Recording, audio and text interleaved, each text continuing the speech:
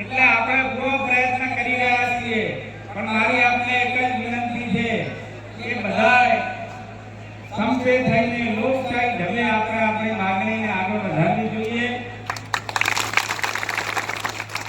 તો વિજય ઓગણજીની ધરતીનો થશે.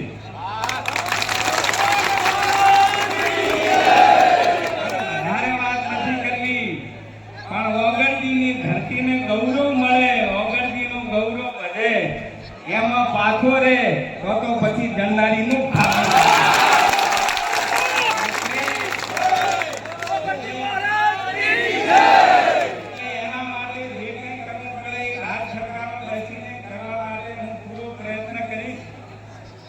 आपने विनंती એટલી છે કે તમારી જે પણ વાત છે, ડોક્ટર મનસિંહ બાપુએ વાત કરી હાલની પોઝિટિવ વાત, એ પોઝિટિવ વાત જે હોય દરેક ગામમાંથી દરેકને જે કંઈ વાત હોય રવિવાર સુધી મને ઓન પેપર પર આપો. હું આવતા મંગળવારે સીએમ ને પાછો મળી અને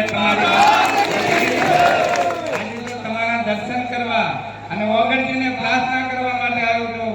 આપણે સૌ પ્રાર્થના કરીએ કે ઓગણજી એ આ ધરતીની વાત ને છેક સુધી પહોંચાડે અને એમાં ઓગણજી આપણને સહાયતા કરે, આપણને મદદ કરે. અને ઓગણજીની સહાયતા વગર આ કામ શક્ય નથી. એટલે આપણે બધા ભેગા થઈને બે હાથ જોડીને ઓગણજીને દિલથી પ્રાર્થના કરીએ કે ઓગણા તમે અમારી આ વાતને સાર્થક કરજો. સૌનો આભાર. ભારત માતા કી જય. આજે ઓગળ જિલ્લાની માગણી કરતી સમિતિ દ્વારા મને પણ આમંત્રણ આપવામાં આવ્યું હતું કે તમે પણ ઓગળજીના ધામમાં યજ્ઞના અને ઓગળજીના દર્શન કરી અને અમને મળી અને અમારી વાત સાંભળો. એટલે હું પણ એમની વચ્ચે આજે આવ્યો છું અને આપની હાજરીમાં જે વાત થઈ છે એ બધી જ વાત મેં સાંભળી છે.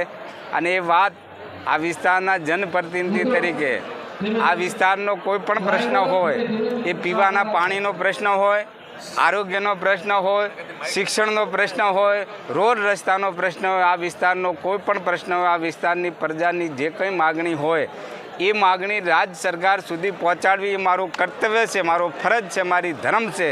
અને એ ધર્મ સમજી અને અહીં જે વાત થઈ છે એ વાત હું રાજ્ય સરકાર સુધી પહોંચાડી અને આ વિસ્તારની જનતાને ન્યાય મળે એના માટે હું મારાથી બનતા પૂરા પ્રયત્નો કરીશ. મુખ્યમંત્રીને આપ મળવાનો શું રજૂઆત કરશો? આજે તમે જે આજ સાંભળી છે, જે અહીં લોકોએ કરી છે એ મુખ્યમંત્રીને કરીશું. બરાબર, અહીં પ્રજાની રાડ મારે મુખ્યમંત્રી સુધી કરવાની. સૌનો આભાર. તમારી શું વાત છે, વાત આ વિસ્તારના ધારાસભ્ય તરીકે સાંભળવા માટે આવ્યું છું. મારી એ જવાબદારી છે, મારી ફરજ છે, મારું એક કર્તવ્ય છે, મારો એ ધર્મ છે કે પ્રજા શું કહે છે, પ્રજાની વાત એમની વચ્ચે બેસીને સાંભળવી અને પ્રજાની વાત આ વિસ્તારના પ્રતિનિધિ તરીકે સરકાર સુધી પહોંચાડવી મારી જવાબદારી છે, મારું કર્તવ્ય છે. અને અહીં વાત કરી કે કર્તવ્યમાં હું કદી પાછો નથી પડ્યો. મનસિંહ બાપુએ ભૂતકાળની વાત કરી, પણ અમને જ્યારે જિલ્લા વિભાજનની વાત મારા કોને આવ્યું છતાં કે સરકારનું ધ્યાન દોર્યું હતું એ આ બધા જાણે છે કે ભાઈ આ વિસ્તારની જનતા ઓગણજી એ તમામ સમાજો, તમામ ધર્મો અને તમામ કોમો, તમામ જાતિઓના ઈષ્ટદેવ તરીકે પૂજાય છે. અને એમના નામે જો જિલ્લો બનાવવામાં આવે એવી લોકોની લાગણી છે. વાતને માત્ર મોઢાની ઓન પેપર ઉપર મારા લેટર પેડ ઉપર લખીને સરકારને આપેલી છે. પણ કદાચ ઓગણજીની હજી તપશ્ચર્યા આપણા માટે ઓછી પડી છે, આપણી ભક્તિમાં કોઈ ખામી રહી ગઈ છે એવું હું માનું છું કે જેના કારણે એ વાત સરકારે નથી સ્વીકારી. પણ આજે આપણે પ્રાર્થના કરવા માટે આવ્યા છીએ કે આ ઓગણજીની ધરતી છે. આ ધરતી એ સત્યની ધરતી છે અને सत्य का कभी पराजय नहीं हो सकता. सत्य ने साबित થતા વાર લાગે પણ સત્ય કભી પરાજિત નહીં હો શકતા. સત્ય में जय तक હોય છે. અને એ ઓગણજીને આપણે દિલથી બધા પ્રાર્થના કરવા માટે આવ્યા છીએ કે ઓગણજી તમે બધાના દિલમાં વસો કે અહીં બધા જે નોમ લીધા રાજ સરકારમાં જે બળા છે બધાને ઓગણજી એમના દિલમાં બસે. અને જ્યારે આ જિલ્લાની જાહેરાત થઈ અને મને તમે આવેદન પત્રક આપ્યું, મેં તરત જ બાજુ સરકારને પુનઃ વિચારણા માટે પણ કાગળ ઓન પેપર લખ્યો છે, જે અહીં આ બધા હાજર છે.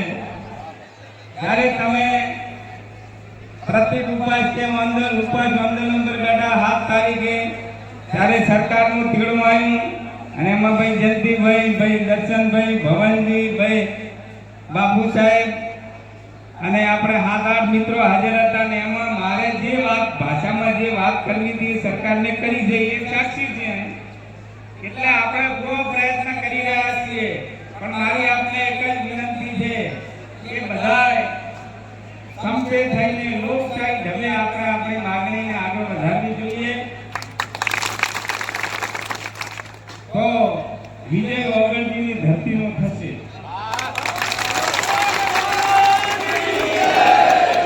વધારે વાત નથી કરવી, પણ ઓગણજીની ધરતીને ગૌરવ મળે, ઓગણજીનું ગૌરવ વધે, એમાં પાછો રે તો પછી જણનારીનું ખાતું.